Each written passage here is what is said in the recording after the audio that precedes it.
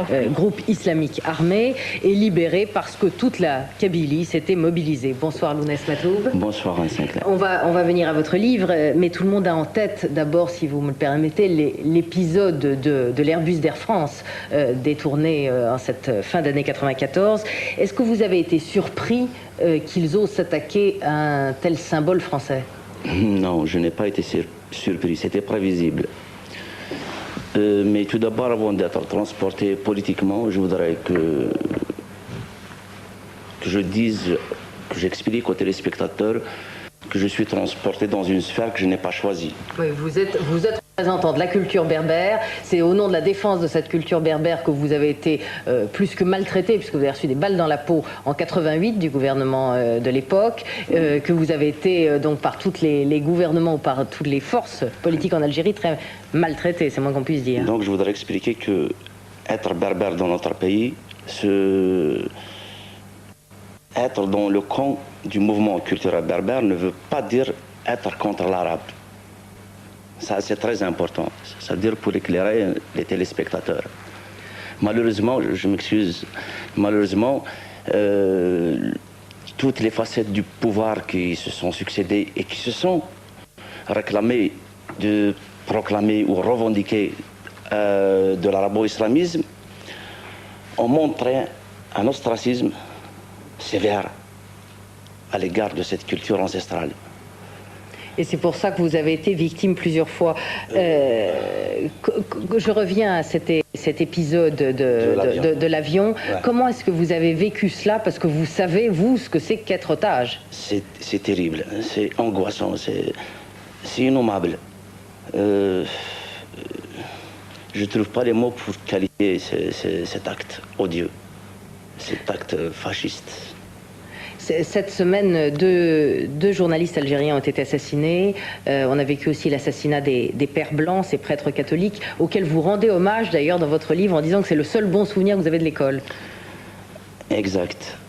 C'était ces pères blancs. D'ailleurs, le père Dekers qui a été assassiné en Algérie, je le connaissais personnellement. C'était des gens qui m'avaient ouvert les yeux, surtout pour ce combat identitaire.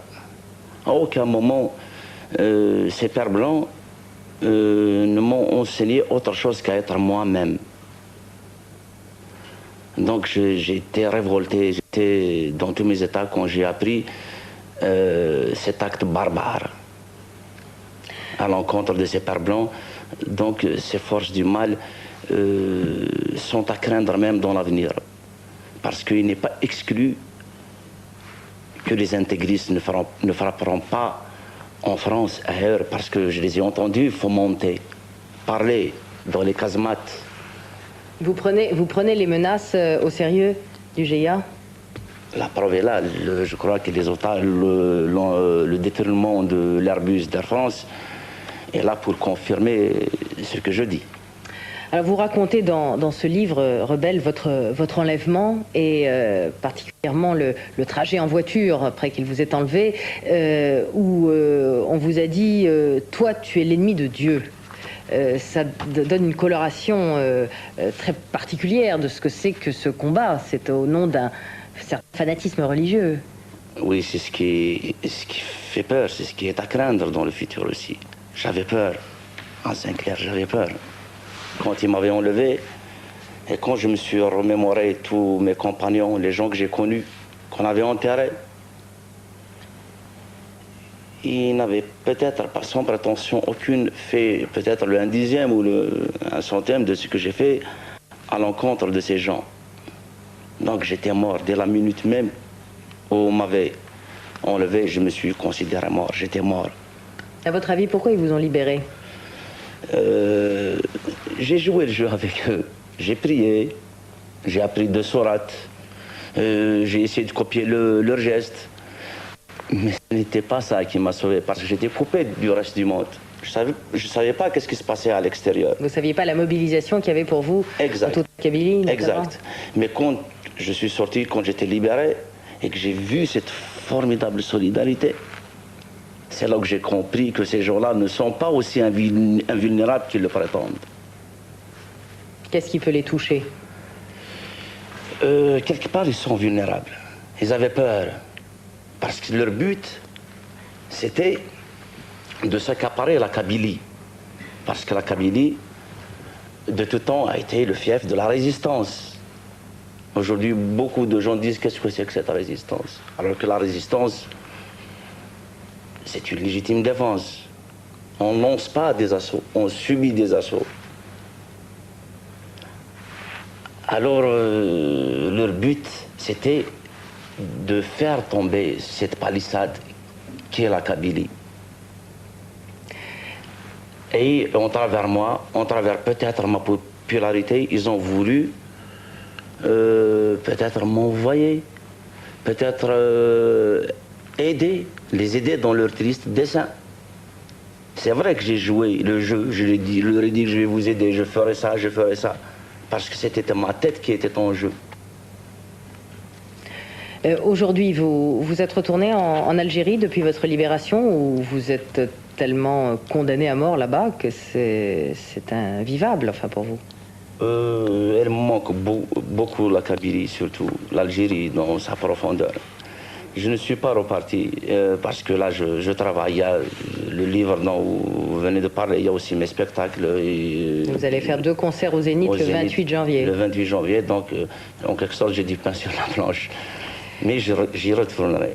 Est-ce que, à votre avis, le président Zeroual est en mesure aujourd'hui d'organiser des élections, donc le retour à la démocratie? Et est-ce que vous souhaitez ces élections, dans la mesure où le processus démocratique a été interrompu en 91 parce que le fils menaçait de gagner ces élections? Alors est-ce qu'on peut lutter contre le fils et souhaiter en même temps ces élections et risque de revenir au pouvoir, ou d'arriver au pouvoir plutôt?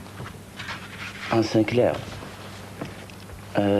aucun homme de bonne volonté ne pourrait ne pas être d'accord, du moins sur le principe des élections.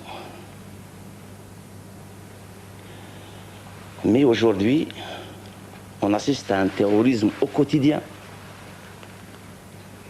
C'est des dizaines, des centaines de morts qu'on compte tous les jours. Donc le climat, je pense, je suppose, le climat n'est pas favorable à l'organisation de ces élections. Philippe de Villiers, vous avez écouté Lounès Matoub avec attention, j'ai vu. La question qui se pose aujourd'hui, c'est de savoir ce que la France doit faire vis-à-vis de l'Algérie. Est-ce qu'elle doit aider qui, comment, ou lier son aide à un retour à la démocratie? Et deuxième question, est-ce qu'aujourd'hui la France doit se faire plus accueillante qu'elle ne l'est, et elle l'est, c'est vrai, beaucoup moins qu'hier, pour les opposants algériens qui souhaiteraient venir en France? Je crois que, d'abord, je voudrais saluer le courage de Matoub Lounès, où on dit Lounès, c'est votre prénom? Lounès, c'est son prénom. Votre prénom, Lounès Matoub. Votre courage physique, et votre courage tout court, et puis votre combat pour l'identité berbère. C'est tout à fait admirable. Et puis ensuite dire que, en vous écoutant, je pense que la réponse à la question, elle est dans ce que vous avez dit tout à l'heure. Je suis pas sûr que ce soit l'intérêt de l'Algérie que de voir la France s'impliquer. Je suis même certain du contraire. Moi, je pense qu'aujourd'hui, la France doit considérer l'Algérie comme un État indépendant, mais ne pas s'impliquer en choisissant l'une des factions en présence, d'une part pour ne pas importer chez nous cette guerre civile, et d'autre part parce que ce que veut le fils aujourd'hui, et je crois que vous l'avez dit récemment dans une interview, c'est pouvoir se débarrasser de ses adversaires en les envoyant dans toutes les bases arrières européennes. Et je voudrais que vous confirmiez devant les téléspectateurs français ce que vous avez dit dans une interview récente à un grand hebdomadaire français, en disant qu'un de vos geôliers, que vous avez reconnu, vous a dit avoir été contacté dans une mosquée de la banlieue parisienne, et que par ailleurs, les autres geôliers vous avez dit, nous, de toute façon, on va d'abord faire de l'Algérie une république islamique, puis du Maroc, puis la Tunisie, puis la France. Ça veut dire que la France est en train de devenir une des bases arrières. Excusez-moi, mais là, vous n'avez pas répondu à la question d'Anne Sinclair. Essayez de répondre d'abord à la question d'Anne Sinclair concernant le sort des démocrates qui veulent se réfugier en France Mais avant de me poser cette question... J'ai répondu, mais je vais répéter. Non, je suis désolé. Rapidement, Philippe de Villiers, vous répondez alors sur, en effet, la question que je vous ai posée sur est-ce qu'aujourd'hui on devrait aider plus qu'on ne le fait Alors, j'ai dit, la France ne doit pas s'impliquer. Ça veut dire que le fait d'envoyer, par exemple, 6 milliards de francs par an à la caste militaire répressive d'Alger, pour moi, c'est de l'argent inutile et dangereux dont on ne connaît pas l'utilisation parfaitement. On aurait dû le faire depuis longtemps, d'ailleurs. Parce que en s'exposant ainsi, on s'expose à être la cible, on l'a bien vu avec l'affaire de l'Airbus, on s'expose à être la cible. Nous, notre territoire... Je demanderais simplement... Et en toute honnêteté, de demander à la France de ne pas servir de base arrière office aux intégristes, excusez-moi, et de penser quand même au sort des démocrates, parce que les frontières sont aujourd'hui fermées, et ces démocrates sont la proie privilégiée du pouvoir, d'un pouvoir corrompu, et des intégristes. Donc je crois que ça c'est très très important. Quant à souligner, vous savez, les extrêmes, ils se rejoignent d'une manière ou d'une autre. Ça me rappelle, je vous renvoie à un journal de l'extrême droite française qui s'appelait, je crois, Minute, qui disait « Aucune voix ne doit manquer au fils ». C'était en 1991. Pour être très complet, le droit d'asile est un droit sacré. C'est un droit individuel, régalien, accordé par l'État à des gens qui sont persécutés. C'est clair. La France ne faillira pas à sa tradition. En revanche, là, ce dont on parle, ce serait un exode massif de toute une population. Et vous avez vous-même dit récemment, me semble-t-il, dans l'Express, que ce serait vider finalement l'Algérie de sa substance que de procéder de cette manière. Je crois que ce n'est pas la solution, ce n'est pas l'intérêt d'Algérie à terme, et ce n'est pas l'intérêt de la France. Je vous remercie Philippe de Villiers, merci à vous aussi Lounès Matoub. Je rappelle donc le titre de votre livre Rebelle, paru chez Stock, et à vos admirateurs qui aiment votre musique et vous entendre sur scène, ils peuvent le faire le 28 janvier au Zénith. Merci à vous d'être venu nous parler de l'Algérie. Merci Philippe de Villiers.